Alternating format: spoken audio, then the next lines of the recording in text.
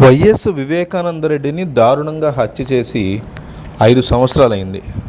సొంత అన్న కుమారుడు సీఎంగా ఉండి ఇంతవరకు న్యాయం చేయలేకపోగా బాబాయ్ కుమార్తె అల్లుడే హత్య చేశారని నమ్మించి జైలుకి పంపించే ప్రయత్నం చేశారు అనే ఆరోపణలు ఉన్నాయి. దీంతో వాళ్ళు హైకోర్టుకు వెళ్లాల్సి వచ్చింది. పొరపాటున హైకోర్టు సిబిఐకి ఇవ్వకుండా ఉంటే ఈ పాటికి తండ్రిని హత్య చేశారని సోది కథలు చెప్పి సునీతని ఆయన భర్తని జైల్లో పెట్టేసి ఉండేవాళ్ళు అని తెలుగుదేశం పార్టీ అంటూ ఉంటుంది. కొంతమందికి ఆ క్రూర మనస్తత్వం చాలా వేగంగా అర్థం చేసుకున్నారో లేకపోతే న్యాయం కోసం పోరాటంలో యాదృచ్ఛికంగా దూరం అయ్యారో కానీ సునీత బయటపడడంతో బయటపడ్డారు. లేకపోతే ఈ పాటికి ఆమె తండ్రి కన్నా ఘోరమైన మానసిక హింస ఎదుర్కొని ఉండేవారు అని అంటారు. ఇప్పుడు న్యాయం కోసం ఆమె చేస్తున్న పోరాటంలో తక్కువ హింస ఏమీ పడట్లేదు. ఇప్పుడు ప్రజా మద్దతు కోసం ఆమె వస్తున్నారు. హంతకులను రక్షిస్తున్న వారిని శిక్షించమని కోరుతూ ముందుకు వస్తున్నారు. కడపలో వైఎస్ వివేక కుటుంబం ఆత్మీయ సమావేశం ఏర్పాటు చేసింది. ఈ సమావేశానికి వారికి మద్దతుగా ఉన్న కుటుంబ సభ్యులు ఇతరులు హాజరయ్యారు.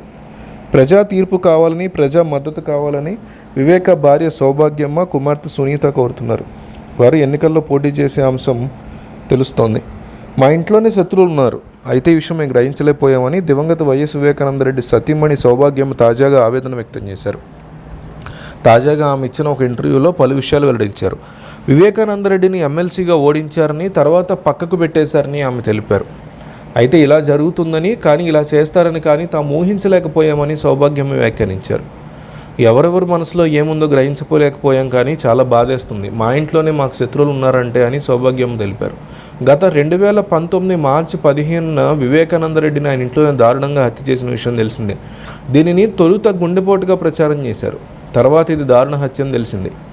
అంతేకాకుండా దీని వెనక ఎంపీ వైఎస్ అవినాష్ రెడ్డి, ఆయన తండ్రి భాస్కర్ రెడ్డి పాత్ర ఉందని సిబిఐ అఫిడవిట్లో పేర్కొంది. అనేక సందర్భాల్లో ఎంపీ అవినాష్ను కూడా విచారించారు. ఇక ఆయన బెయిల్ తెచ్చుకుని బయట ఉన్నారు. ఇదిలా ఉంటే ఈ కేసులో సహకరించాలని వివేక కుటుంబం సీఎం జగన్ని అభ్యర్థించారని చెప్తారు. సొంత చిన్నాన్న కావడంతో ఆయన సహకరిస్తారని ఆశలు పెట్టుకున్నారు కానీ ఆయన నిందితులను కాపాడుతున్నారనే వాదన వివేక కుటుంబానికి చాలా లేటుగా తెలిసినట్టు ఇటీవల వివేక కుమార్తె సునీత ఢిల్లీలో ఆరోపించారు.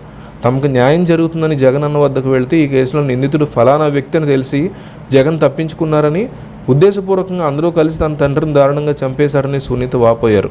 దీని మీద ఆమె ప్రస్తుతం న్యాయ పోరాటం చేస్తున్నారు. అయితే ఇన్నాళ్లుగా మీడియా ముందుకు రాని సౌభాగ్యమ్మ వివేక 5వ వర్ధంతి నేపథ్యంలో ఒక మీడియా సంస్థకి ఇచ్చిన ఇంటర్వ్యూలో ఇంట్లోనే తమకు శత్రువులు ఉన్నారని పరోక్షంగా పలువురిని ఉద్దేశించి వ్యాఖ్యానించడం సంచలనంగా మారింది.